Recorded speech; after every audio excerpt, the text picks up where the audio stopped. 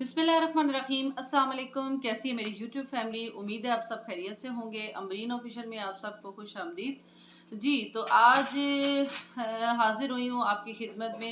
एक एक ऐसा टॉपिक है जो आजकल बहुत ट्रेंडिंग में है, आप लोग जानते हैं। पहले भी इस पे मैं वीडियो बना चुकी हूँ, लेकिन अभी जो है वो सोशल मीडिया पे बहुत वावेला मचा हुआ है। दुआ ज़हरा और जो जुनैरा माहम का मामला है कि दुआ ज़हरा के पेरेंट्स और जुनैरा माहम का आपस में किस किस्म का इख्तलाफ चल रहा है। देखिए जी, सबसे पहले तो यहाँ पे मैं ये कहना चाहूँगी कि ये इतना जो है जुनैरा माहम का कोई पर्सनल मैटर नहीं था जिसको जुनैरा बहुत पर्सनल में ले गई और तरह तरह की जो है वो इस पे वो वीडियोस बना रही हैं, तरह तरह के मामलात उठा रही हैं। सबसे पहला तो देखें, जिस तरह के हमारे माशरे में ये बहुत बुरा समझा जाता है कि कोई भी बच्ची जो घर से इस तरह से जाके शादी कर लेती है। अगर ये भी एक बात की जाए और सपोज कि अगर जो दुआ ज़हरा है उसने शादी इस तरह से भागकर नहीं की, वो किसी गैंग के कहने पे आके जो है वो घर से निकली और उसी गैंग के थ्रू वो वहाँ तक पहुँची और सब मामलात हुए और अभी भी वो उन्हीं के ज़ेरे असर है उसी गैंग के। तो फिर तो एक अलग सी बात है, ठीक है। लेकिन तब भी जो है ये बात माँ बाप के लिए बहुत तकलीफ दे है। और दूसरी बात, अगर ये कहा जाए कि दुआ ज़हरा जो है वो घर से भाग के गई और उसने शादी कर ली, तो ये चीज़ भी बहुत तकलीफ दे है। यानी दोनों पहलुओं से देखा जाए तो वालिदैन जो है वो बहुत सख्त परेशानी में है और फाइट करे। देखिए, इस तरह दुनिया के सामने आके मीडिया पे वो जो भी अपनी बेटी के लिए उसके हकूक़ के लिए लड़े, वो बहुत बड़ी बात है, चाहे वो मामला कुछ भी हो। यहाँ पे जुनैरा माहम का किरदार लिया जाए तो कुछ समझ नहीं आ रही, वो बहुत ही मनफी पहलू की तरफ जा रही है कि वो इस चीज़ को पर्सनल ले रही है। सबसे पहले तो जो आपको पता है कि वो इंटरव्यू लेने गई, वहाँ पे कुछ उसने ऐसी बातें की जैसे जामे शीरी के बारे में। बाकायदा वहाँ पे सबने देखा कि उसने जामे शीरी की बोतल की तरफ इशारा किया है कि जामे शीरी जो है वो आप दुआ ज़हरा पसंद करती है, ठीक है। वो चीज़ भी लोगों ने बहुत पॉइंट आउट की और करने वाली भी थी। उसके बाद उसने कहा दुआ ज़हरा को, बार-बार उसने एक कुशन पे दुआ ज़हरा को बिठाया और हमारी भाभी, भाभी कह के इस तरह की बातें की। हालाँकि वो उसकी भाभी नहीं, उसके बच्चों की जगह पे थी।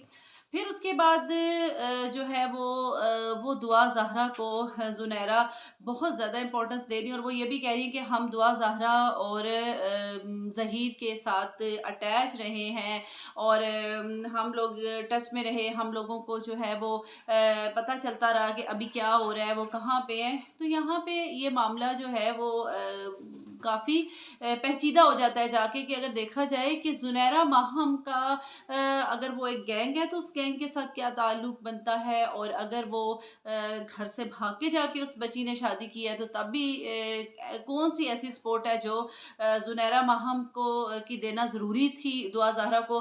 क्या ज़ुनैरा माहम ये चाहती हैं कि जो भी हमारी नौजवान नस्ल है वो इस रविश पे चल पड़े कि घरों से भाग के जो है वो शादियां करे। और अभी देखें, आज जिस मामले पे बात करेंगे वो है कि दुआ ज़हरा के जो वालिद है मेहदी साहब बड़े पॉजिटिव आदमी हैं। उन्होंने कुरान पाक को अपने सर पे रखे। अव्वल तो देखें, कुरान पाक चाहे पढ़े लिखे हैं इंसान है वो, अव्वल तो कुरान पाक को बीच में लाना ही नहीं चाहिए। कुरान पाक पढ़ने के लिए नाजिल हुआ है, ना कि कस्में उठाने के लिए इस तरह से सर पे रख के। लेकिन फिर भी उन्होंने कसम उठाई ज़ुनैरा माहम के सामने कि आप मेरी बच्चियों की तरह पे हैं और मैं जो है वो आपको मैं इस चीज़ अगर मेरे से कोई बात हुई तो मैं माज़रत चाहता हूँ। लेकिन काफ़ी उन्होंने जो है वो बातें की जिस पे ज़ुनैरा माहम ने भी कसम उठाई। हालाँकि उसने ये बात की कि मेरे वालिदैन ने मुझे मना किया कि कभी कसम नहीं उठानी। देखें बहन, अगर वालिदैन ने मना किया तो आपको चाहिए ही नहीं था, आप कुरान पाक को बीच में लाती। और समझ में नहीं आ रहा कि अब इस वक़्त ज़ुनैरा माहम का कौन-सा किरदार है इस सारी कहानी में। अगर तो वो पॉज़िटिव होने की भी कोशिश कर रही है तो वो भी गलत है, और अगर नेगेटिव हो रही है तो वो भी बहुत गलत है। देखिए, पॉज़िटिव तो होना ही नहीं चाहिए उसको कि अगर एक बच्ची घर से भाग के गई है और उसके वालिदैन उसके लिए लड़ रहे हैं कि वो वापस आए उसके अपने वालिदैन के पास, तो ये तो कोई गलत बात नहीं है, ठीक है? तो आप जो है वो इस चीज़ को क्यों सपोर्ट कर रही है? कल अगर दुआ ज़हरा के वालिदैन की जगह अपने आप को रख के देखें आप, तो ये कितना एक तकलीफ़ दे अमल है, जिससे वो सारे प्रोसेस से गुज़र रहे हैं। तो आप इस चीज़ पे हम यही कहेंगे ज़ुनैरा माहम को कि अब भी जो मामला अगर कुरान पाक पे आ गया है, तो आपको चाहिए कि आप इस मामले से किनारा कशी कर लें, आप पीछे हट जाएँ। क्योंकि जब मामलात इस तरह से सूरत हाल इख्तियार कर जाते हैं, तो उनसे किनारा कशी ही बेहतर होती है। पूरे सोशल मीडिया पे इस टाइम पे ज़ुनैरा माहम को लान-तान किया जा रहा है, सिर्फ़ और सिर्फ़ इस वजह से कि वो इस चीज़ को जो है वो सपोर्ट कर रही है।